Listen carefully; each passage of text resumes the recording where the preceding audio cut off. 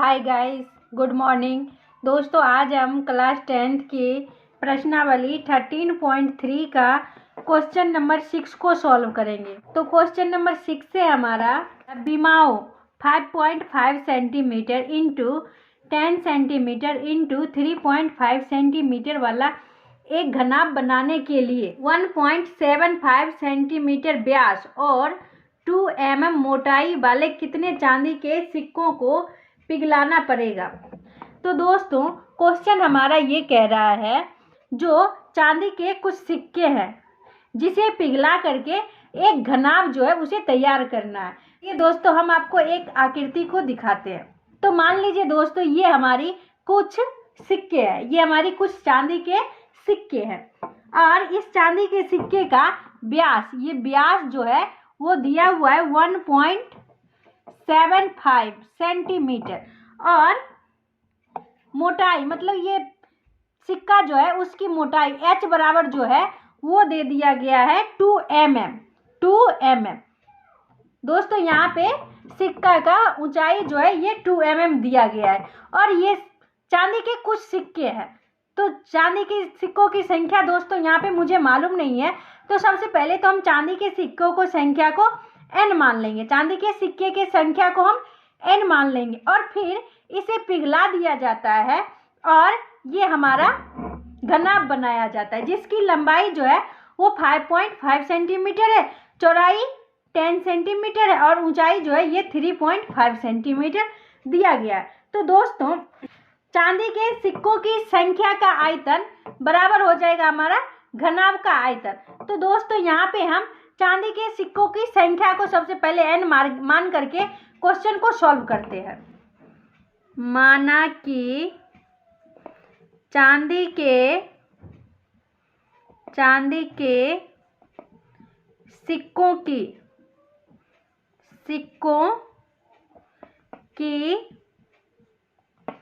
संख्या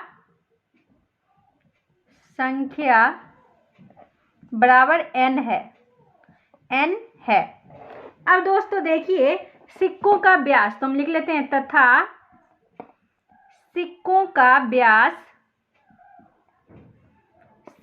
का व्यास बराबर दिया हुआ है हमारा 1.75 सेंटीमीटर।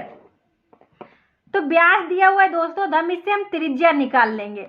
तो त्रिज्या बराबर होता है, इसलिए त्रिज्या बराबर व्यास बाई 2। तो व्यास है हमारा 1.7 और बाई 2, तो ये हमारा हो जाएगा 1.75 बाई 2 सेंटीमीटर। अब दोस्तों देखिए, और सिक्कों की मोटाई मतलब ऊंचाई जो है वो हमारा दिया हुआ है, तो हम लिख लेते हैं, और सिक्कों की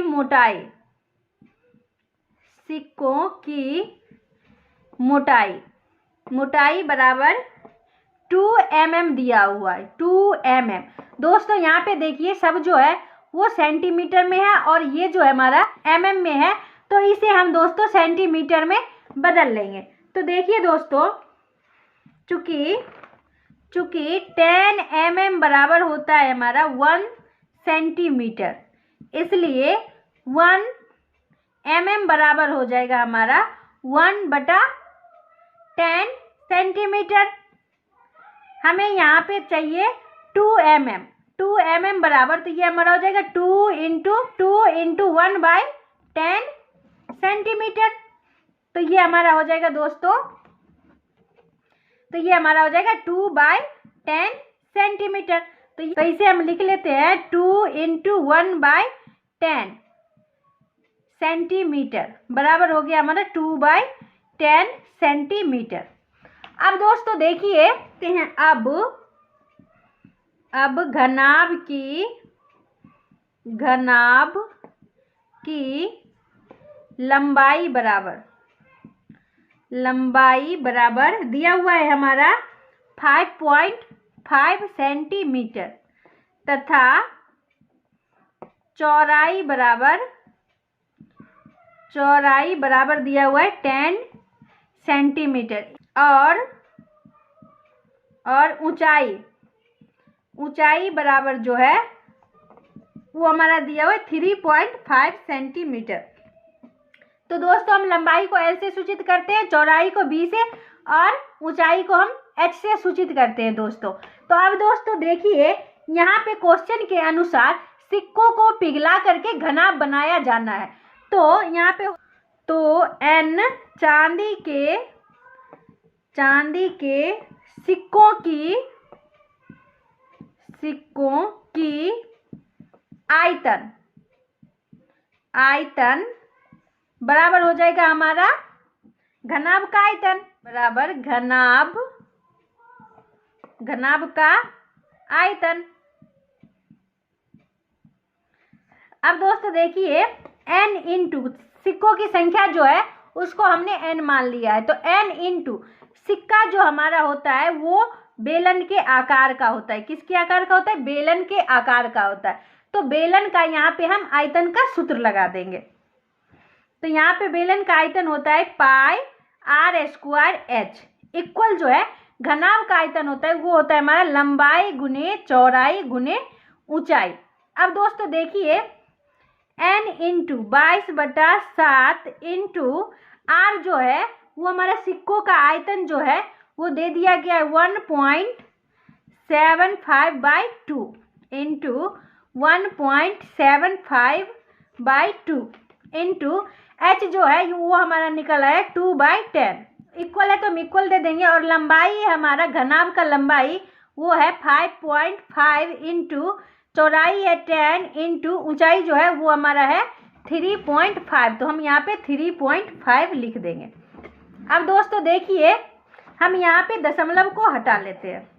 तो ये हमारा हो जाता है n इंटू 22/7 इंटू 175। दशमलव के बाद हमारा 2 अंक है तो हम 2 जीरो से भाग देंगे तो ये हो जाएगा 200।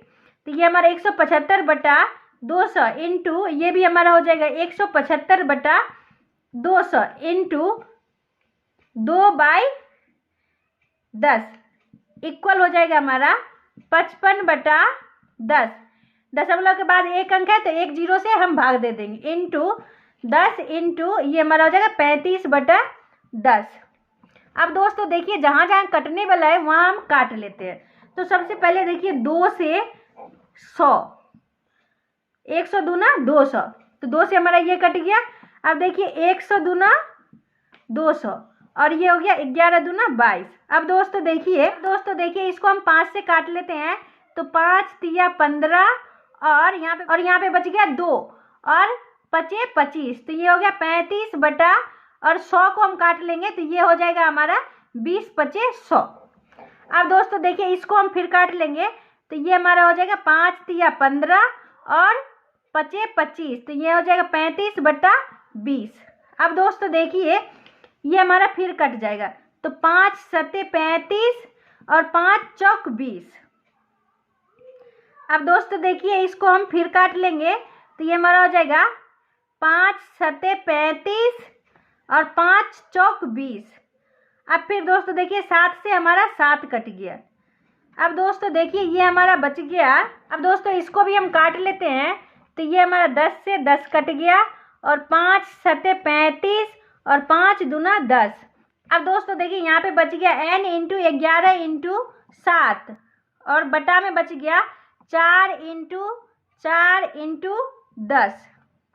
अब इक्वल जो है वो हमारा हो गया 55 गुने 7 और बटा में हो गया 2। अब दोस्तों देखिए इसको हम गुना कर लेंगे।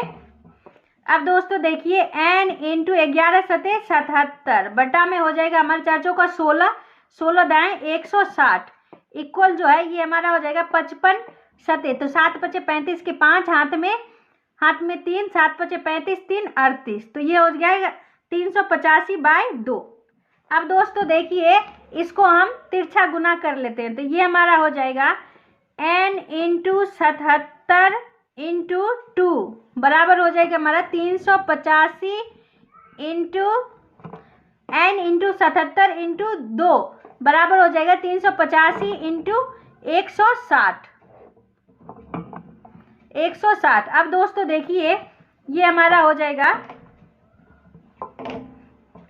n बराबर हो जाएगा 385 इंटू 160 बटा में हो जाएगा 77 इंटू 2। अब दोस्तों देखिए इसको हम गुना कर लेते हैं। 385 को हम गुना कर देते हैं 385 को 160 से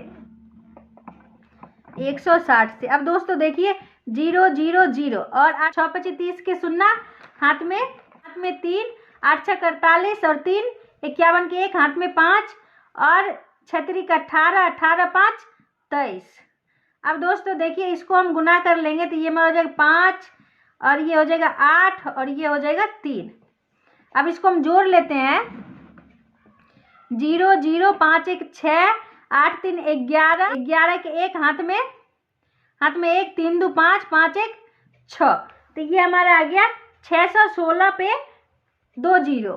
तो इसे हम लिख लेंगे 61,600। ये हमारा आ गया 61,600। तो बराबर जो है वो आ गया हमारा 61,600 और बटा में जो है 77 गुना 2 है। तो इसको भी हम गुना कर लेते हैं दोस्तों। तो ये हमारा हो जाएगा 7 दूना 14 के 4 हाथ में 1 7 दूना 14 1 15। अब दोस्तों देखिए 154 में हम इसको भाग दे देंगे। 154 से में हम 61,600 से भाग दे देते हैं। अब दोस्तों देखिए 154 को हम 4 बार में लगाते हैं तो 4 चौका 16 और 5 चौका 20 20 और 1 21 के 1 हाथ में 2 4 इकाई 4 और 2 6। अब ये दोस्तों हमारा कट गया। अब 2 0 है तो हम यहाँ पे 2 0 दे देंगे। तो ये हमारा आ गया दोस्तों 400। तो हम इसे लिख लेंगे n बराबर जो है ये हमारा आ गया दोस्तों 400। तो ये हमारा क्या आ गया, ये हमारा आ गया है सिक्कों की संख्या। तो यहाँ पे हम लिख देंगे अतः चांदी के 400 सिक्कों को पिघलाकर घनाभ बनाना होगा। पिघलाकर घनाभ बनाया जा सकता